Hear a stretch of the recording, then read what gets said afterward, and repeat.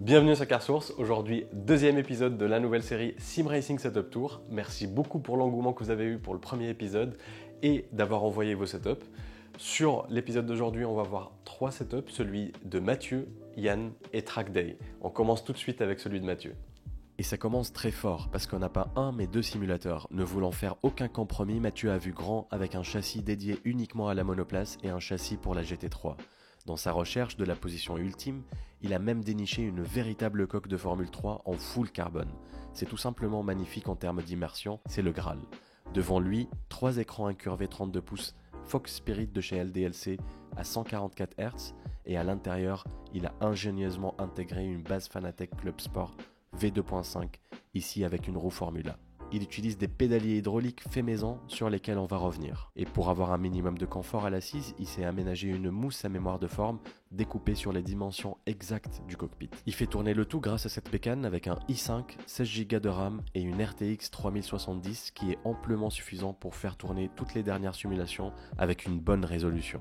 Et c'est là qu'un cockpit F3 prend tout son sens. Ces pédaliers maison n'ont pas à rougir de ce qui se fait de mieux en hydraulique. Mathieu étant ingénieur, il a passé beaucoup d'heures à développer des protos, il a même créé une petite production à ses amis. C'est d'ailleurs un pédalier que j'aurai l'occasion de tester sur la chaîne très prochainement. Pour la partie GT3, c'est un châssis en alu profilé avec un baquet Sparco et la même base volant et écran que le premier simulateur.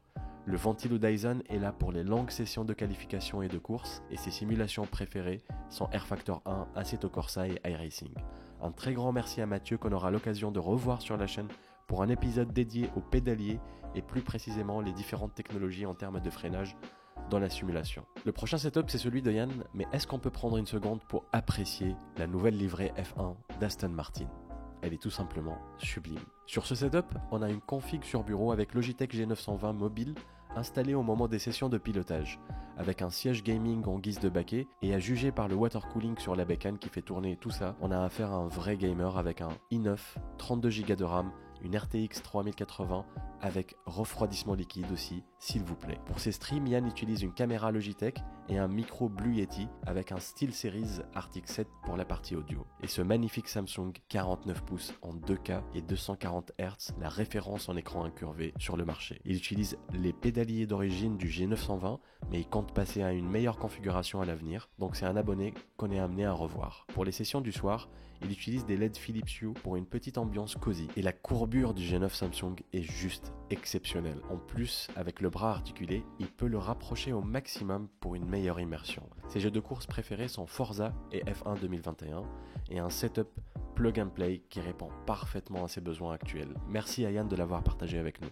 Et enfin, on a Trackday, qui est un dual setup, un pour le gaming et workflow à gauche et un pour rouler à droite. C'est son premier châssis et quelle config!